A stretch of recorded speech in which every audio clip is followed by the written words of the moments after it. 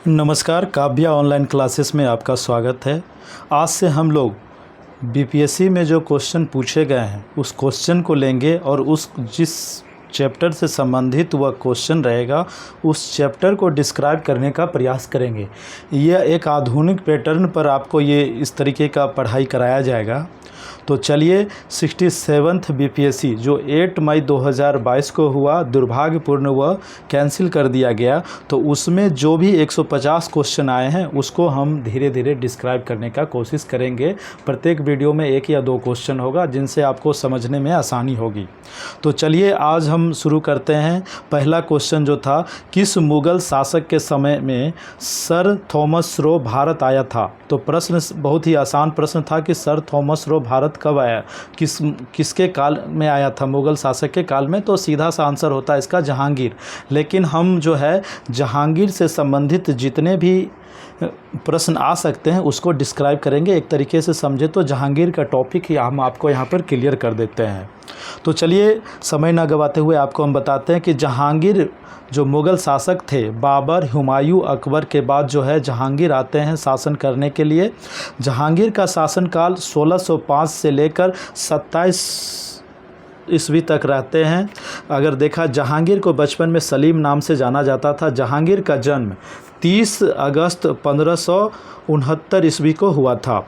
उसके माता का नाम हरखाबाई मरियम उजमानी था, जो अमोर जो अभी वर्तमान में जयपुर कहा जाता है, राजा वारवल की पुत्री थी।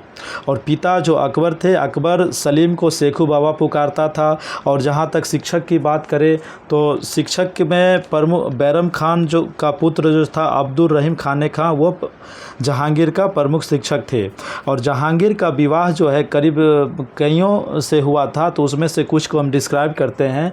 जैसे उनका विवाह और पुत्र का जिक्र करते तो मानबाई साहो बेगम राजा मानसिंह की बहन थी। इनसे जो इसको पुत्र उत्पन्न हुआ था वो खुसरो उत्पन्न हुआ था।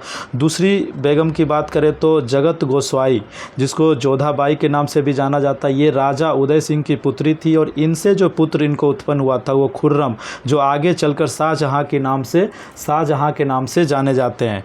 उसके बाद एक अन्य बीवी थी साहिब ए जमाल, इनसे जो इनको पुत्र उत्पन्न हुआ था वो था परवेज। और अन्य बेगम जो थे शहरयार, अभी और भी है लेकिन आपको इतना जो है इम्पोर्टेंट है वो हम आपको दिखा देंगे कौन कौन से पुत्र थे। आगे चलिए अब बताते हैं। अब राज्याभिषेक, जहांगीर का राज्याभिषेक का अगर बात करें तो आगरा के किले में 29 अक्टूबर 1605 को हुआ था। जहांगीर का इसे पूरा नाम नूरुद्दीन मोहम्मद जहांगीर था, जो बादशाह गाजी की उपाधि धारण करने के बाद 12 आदेश जारी किए, जिसमें से कुछ जो प्रमुख एग्ज़ाम में पूछे जाते हैं, जैसे शराब और मादक पदार्थों को निर्माण पर बिक्री पर रोक लगा दिए। इसमें से उसके बाद जो है दूसरा इसमें यह आता है कि रविवार और बृहस्पतिवार, रविवार को अकबर का जन्म दिवस मनाया जाता था और बृहस्पतिवार को जहांगीर के राज्याभिषेक हुए थे। इस 2 दिन जहांगीर ने क्या किया, पशुवध बंद करवा दिया गया। उसके बाद तीसरा कार्य उन्होंने 12 प्रमुख कार्यों में से ये किए कि दंड स्वरूप नाक एवं कान काटने की प्रथा का अंत कर दिया। उसके बाद किसानों को भूमि पर जबरन अधिकार पर ये लोग रोक लगा दिए। तो ये 2-3 काम जो देखा जाए तो जहांगीर के द्वारा बहुत ही अच्छा कार्य में कंसीडर किया जाए, मतलब सराहनीय कार्य के तौर पर माना जाता है। उसके बाद खुसरो का विद्रोह 1600, खुसरो जो थे जहांगीर का सबसे बड़े पुत्र थे। खुसरो ने विद्रोह किया और आगरा से भाग निकला। खुसरो के भागने में सिख गुरु अर्जुन देव ने उनकी मदद की थी। 1621 ईस्वी में खुर्रम, जो शाहजहां के नाम से भी जाने जाते हैं, खुसरो को मरवा डाला। और जहांगीर ने क्या किया, गुरु अर्जुन देव को खुसरो की मदद करने के लिए मृत्युदंड दे दिया गया। चलिए अब आगे देखते हैं। इन सब लोगों के बीच में एक जो है किरदार हम का बात करेंगे, नूरजहां, जिनका बचपन का नाम मेहरुनिसा था। 1594 ईस्वी में मेरुनिसा की शादी अली कुली बेग के साथ हुई। क्या होता है कि अली कुली बेग के साथ मेरुनिसा की शादी 1594 ईस्वी में हो जाता है। उसके बाद क्या होता है कि अली कुली बेग का मृत्यु हो जाता है। मृत्यु होने के बाद मई 1611 ईस्वी में जहांगीर ने उससे विवाह कर लिया और उसे नूर महल और नूर जहाँ की उपाधि दिया। किसको दिया? मेरुनिसा को दिया। ये चीज़ याद रखिएगा। उसके बाद 1613 ईस्वी में नूर जहाँ को पट्टम हिसी या बादशाह बेगम बनाया गया। क्या बनाया गया? पट्टम हिसी या बादशाह बेगम बनाया गया। नूरजहाँ ने नूरजहाँ गुट का निर्माण किया। अब यहीं से शुरू होता है, इसमें जो आगे चल के पढ़ेंगे कि खुर्रम ने क्यों विद्रोह किया, तो यहीं से शुरू होता है। नूरजहाँ ने नूरजहाँ गुट का निर्माण करता है। इसमें क्या होता है? शहजादा खुर्रम, बाद में जो शाहजहाँ ये, उसके बाद अस्मत बेगम नूरजहाँ की माँ, एतमाउद्दौला या मिर्ज़ा गियास जो नूरजहाँ के पिता थे, आसफ खां ये नूरजहाँ के भाई थे। ये जो 4 लोग थे ये नूरजहाँ के गुट में थे। और आपने सुना होगा कि इत्र का आविष्कारक जो है अस्मत बेगम, जो नूरजहाँ की माँ को जाना जाता है। उसके बाद देखा जाए तो नूरजहाँ गुट का प्रभाव 1627 ईस्वी तक बना रहा। नूरजहाँ का प्रभुत्व जो है शासन में बढ़ता गया, जिसके कारण शाहजहाँ ने विद्रोह किया। विद्रोह की बात क्यों किया शाहजहाँ ने? तो देखा कि नूरजहाँ का जो है प्रभुत्व वो शासन में बढ़ता चला गया। 1621 ईस्वी में नूरजहाँ ने शेर अली कुली बेग जो कि नूरजहाँ का प्रथम पति थे, उससे पैदा हुई पुत्री लाडली बेगम की शादी शाहयार से करा दी। शाहयार कौन था? जो अन्य बेगम से जो पुत्र उत्पन्न हुए थे शाहयार जहांगीर का, इनसे इनकी शादी करवा देता है। तो शादी करवा देता है और शादी के बाद क्या होता है कि जहांगीर की मृत्यु के बाद नूरजहाँ ने शाहयार को बादशाह घोषित कर देता है। तो ये सब जो था विद्रोह, शाहजहाँ को विद्रोह का मुख्य कारण माना जा रहा है। उसके बाद किस तरीके से जहांगीर के काल में साम्राज्य का विस्तार हुआ? तो जहांगीर ने मेवाड़ के राणा अमर सिंह के साथ युद्ध किया और संधि किया। युद्ध संधि के बाद क्या होता है कि मुग़लों का आधिपत्य स्वीकार कर लिया राणा अमर सिंह ने, और मेवाड़ पुनः मुग़ल में मिल जाता है। एक तरीके से मेवाड़ पुनः मुग़ल सल्तनत में मिल जाता है।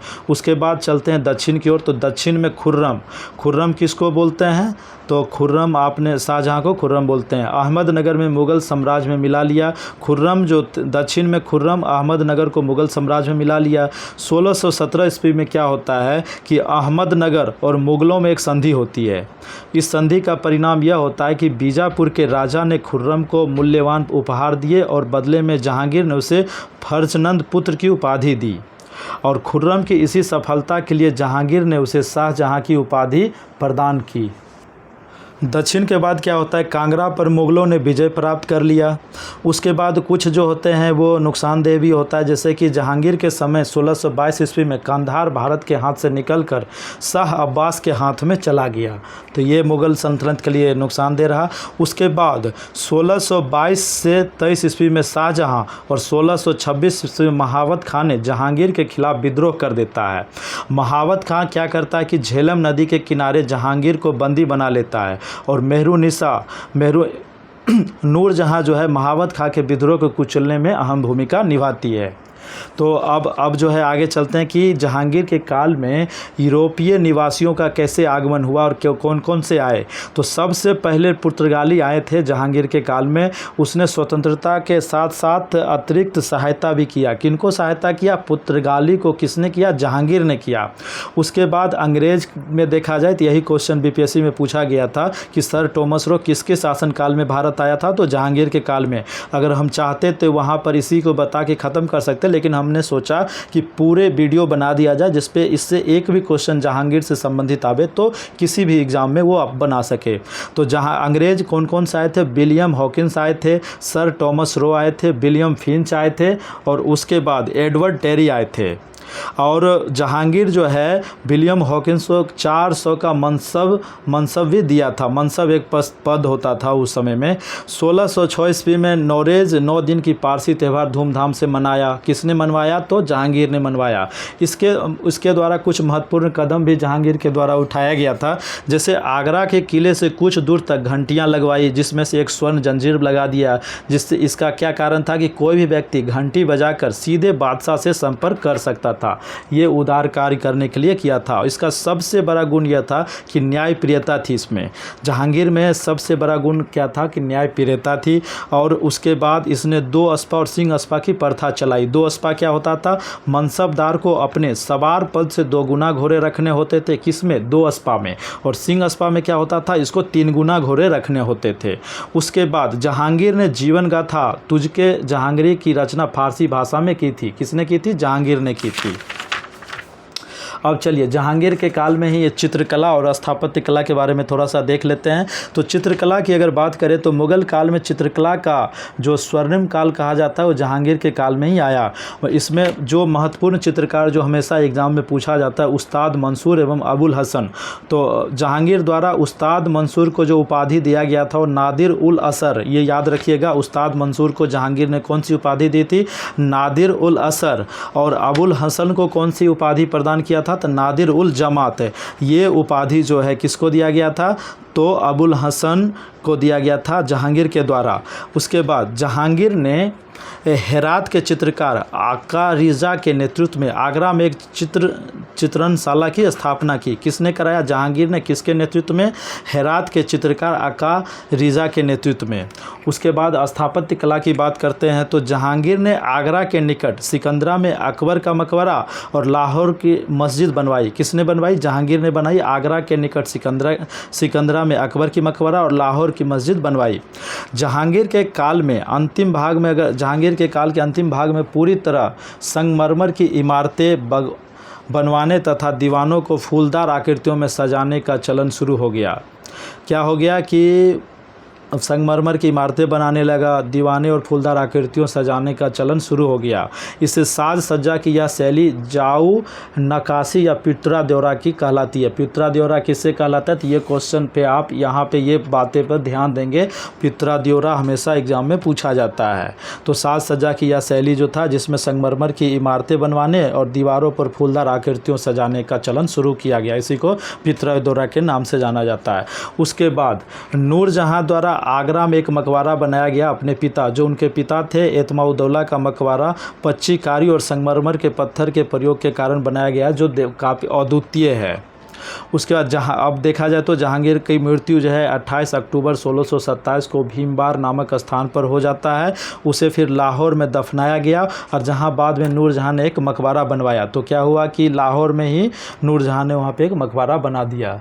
तो इस तरीके से एक जहांगीर का पूरी टॉपिक हम आपको कवर कर दिए और इस तरीके का कोई भी सवाल इससे संबंधित आएगा तो निश्चित तौर पे आप बना लेंगे। अगर आपको हमारा वीडियो पसंद आया तो कृपया लाइक करें, सब्सक्राइब करें और ज़्यादा से ज़्यादा लोगों तक शेयर करें। और किसी तरह का सुधार चाहते हो तो कृपया कमेंट बॉक्स में वो अपना सजेशन ज़रूर दें। धन्यवाद।